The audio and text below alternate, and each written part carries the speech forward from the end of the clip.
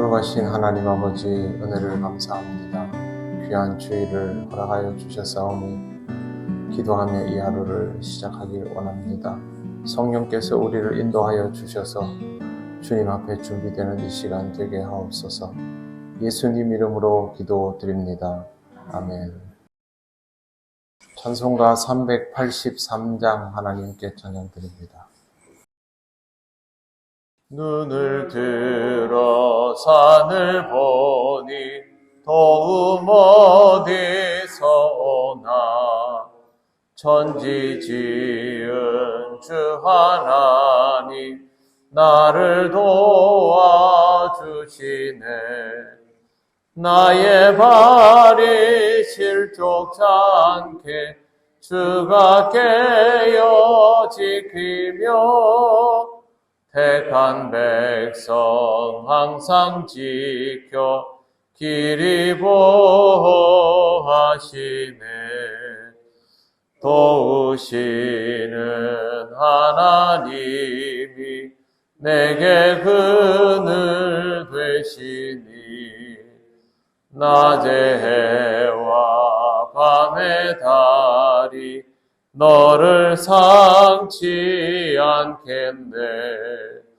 내게 화를 주지 않고 오늘 보호하시며 너의 출입 지금부터 영영 인도하시리.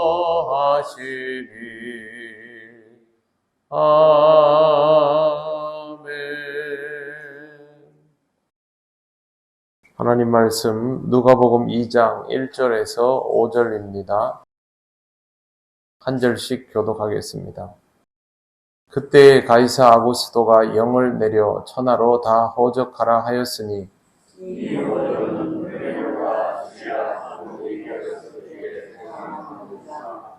모든 사람이 호적하러 각각 고향으로 돌아가매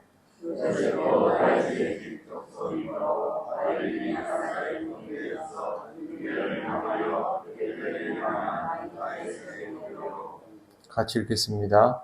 그 약혼한 마리아와 함께 호적하러 올라가니 마리아가 이미 잉태하였더라. 아멘. 오늘 말씀은 그때에 라는 표현으로 시작되고 있습니다. 그때에 라는 표현이 성경에 나온다면 그것은 하나님께서 일하시는 그 순간에 라고 해석할 수 있습니다. 하나님의 의도를 알지 못하지만 인간이 의도한 바가 마치 물이 고를 따라 흘러내려가는 것처럼 아주 자연스럽게 하나님의 의도 안에서 움직이는 것을 말하기 때문입니다. 이 일은 가이사 아구스도가 영을 내려 천하에 호적하도록 한 것입니다. 가이사 아구스도라는 이름의 인물은 주전 27년부터 주후 14년까지 상당히 긴 기간 동안 로마 제국을 다스린 황제인데요. 예수님의 탄생이 아구스도의 치세 아래에 있었던 사건임을 명백히 알 수 있는 기록이 오늘 우리가 읽은 내용에 나와 있습니다.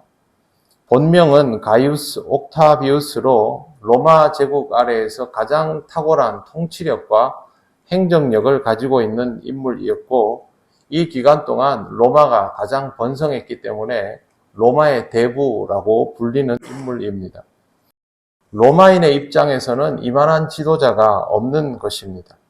아구스도는 지배력 강화를 위해서 실시한 대표적인 정책이 있는데 그게 바로 인구조사였습니다.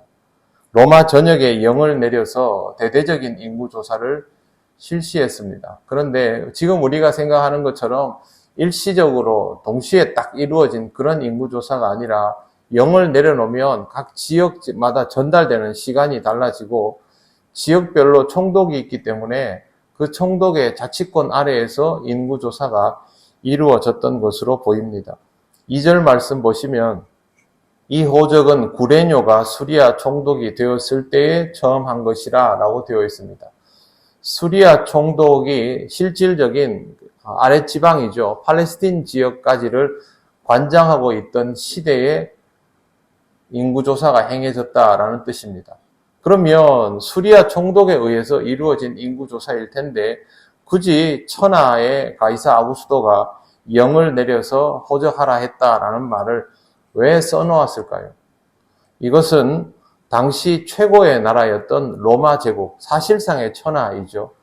천하에서 어느 날 갑자기 이루어진 시작한 인구조사, 그것도 로마에서 가장 위대하다 불리우는 황제에 의해서 실시된 이 인구조사가 하나님께서 이루어 가시는 역사의 도구가 되었다라는 것을 말하기 위해서 이렇게 쓴 것입니다.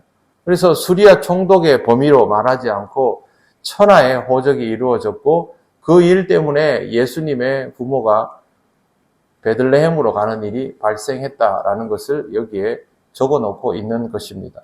처음에 말씀드린 것처럼 인간이 하나님의 의도를 알지 못하지만 인간이 가지고 있는 이 의도는 자신도 모르는 사이에 하나님의 역사 속에, 계획 속에 이렇게 쓰여지게 되었다라는 것입니다.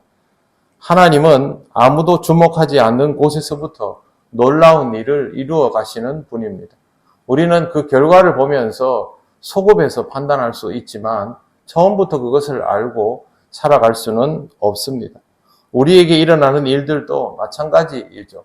우리가 처음부터 하나님의 역사를 다 알아차릴 수는 없습니다만 하나님께서 이루어 가시는 그 일들을 통해서 다시 한번 확인하는 것은 얼마든지 가능합니다. 시행령이 떨어지자 모든 사람이 호적을 하러 고향에 돌아갑니다. 요셉이라는 인물도 고향으로 가게 되는데 그는 다윗 족속이라고 기록이 되어 있습니다. 유대인들은 각 지파별로 하나님께 물려받은 기업이 있지요. 이것은 취하고 버릴 수 있는 땅이 아닙니다. 요즘은 그런 개념이 얼마나 있는지 모르겠습니다만 항상 우리나라 사람들에게는 주소지 외에 본적지가 있지 않습니까? 실제로 그 본적지에 가보지 못한 사람도 있지만 본적이라는 것을 기억합니다. 유대인들에게 있어서 고향이라는 것은 이런 본적의 수준을 넘어서는 것입니다. 집안 대대로 뿌리를 두고 있는 지역, 어느 데로 떠나 살아도 항상 내 땅은 어디냐? 그러면 이 사람들 같으면 베들레헴, 이렇게 딱 정해져 있는 땅입니다. 하나님이 물려주셨기 때문에 이 자리는 바뀌지 않는 것이죠. 유대인들에게 호적을 하라고 말하면 무조건 자신들의 거점이 되는 기업을 물려받은 땅으로 돌아가야만 합니다. 호적은 바로 요셉으로 하여금 그렇게 돌아가도록 만들어지는 장치였던 것입니다. 근데 참 이상한 게 있습니다. 만약에 다윗의 혈통이 왕위에 있을 때라면 또 그게 아니더라도 유력자의 가문을 통하여 하나님의 아들이 이 땅에 온다면 그것은 조금 기대할 만한 일입니다. 그런 일은 있을 수도 있지요. 그런데 오늘 말씀해 보면 다윗의 혈통 요셉에게는 이런 것들을 기대할 만한 조건이 전혀 없습니다. 하나님은 왜 다윗의 혈통 중에 굳이 요셉이라는 인물을 이렇게 낙점하신 것일까요? 그것은 모든 인간적인 가능성들을 다 빼버리고 가장 인간적인 시작을 이루시기 위함입니다. 하나님의 아들이 사람으로 이 땅에 오시는 사건이지만 인간적인 것들은 배제된 오로지 하나님의 역사만으로 이 일을 시작하시는 것입니다. 5절 말씀해 보시면 그 약혼한 마리아와 함께 호적하러 올라가니 마리아가 이미 잉태하였더라 라고 되어 있습니다. 이 부분은 다음 시간에 조금 더 구체적으로 말씀을 드리겠습니다. 오늘 기억하실 것은 하나님은 하나님의 방식대로 일하기 시작하셨다는 것입니다. 우리에게도 하나님은 이미 이렇게 일하고 계시는 분입니다. 우리의 삶이 성경에 기록되는 내용은 아니더라도 우리 인생의 값어치는 하나님이 만지시기 때문에 조금도 그것보다 못하지 않습니다.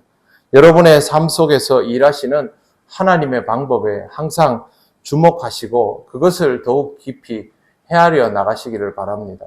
그러면 하나님의 신실하심을 더 잘 깨닫게 될 것이고 하나님의 역사 속에서 살아가는 내가 가야 할 길 또한 더 분명하게 알 수 있게 될 것입니다. 처음부터 알 수는 없습니다. 그러나 뒤를 돌아보면 하나님의 판단이 무엇이었는지를 깨닫는 정도는 우리의 믿음으로 능히 할 수 있습니다. 오늘도 이런 하나님을 믿고 잘 따르는 여러분들이 되시기를 바랍니다. 기도드리겠습니다. 하나님 감사합니다. 하나님께서 우리를 위하여 하시는 그 일들, 이 일들의 시작이 그리 크지 않았음을 오늘 말씀에서 봅니다. 그럼에도 불구하고 하나님께서 온 세상을 바꾸시기에 부족함 없도록 역사하신 것 또한 봅니다. 신실하신 하나님의 그 모습을 성경에서 볼 때마다 우리의 삶 속에도 이와 같은 일들이 일어남을 믿음으로 알게 하시고 하나님을 향한 기대를 가지고 하나님께서 주시는 시간을 살아가게 하옵소서. 오늘 하나님 앞에 맥주 감사주일로 영광을 돌립니다. 새롭게 시작되는 하반기를 하나님 앞에 온전히 드리며 아름다운 결실을 맺어가는 우리가 되게 하옵소서. 예수님 이름으로 기도드립니다. 아멘. 하늘에 계신 우리 아버지, 아버지의 이름을 거룩하게 하시며 아버지의 나라가 오게 하시며 아버지의 뜻이 하늘에서와 같이 땅에서도 이루어지게 하소서. 오늘 우리에게 일용할 양식을 주시고 우리가 우리에게 잘못한 사람을 용서하여 준 것 같이 우리 죄를 용서하여 주시고 우리를 시험에 빠지지 않게 하시고 악에서 구하소서. 나라와 권능과 영광이 영원히 아버지의 것입니다. 아멘.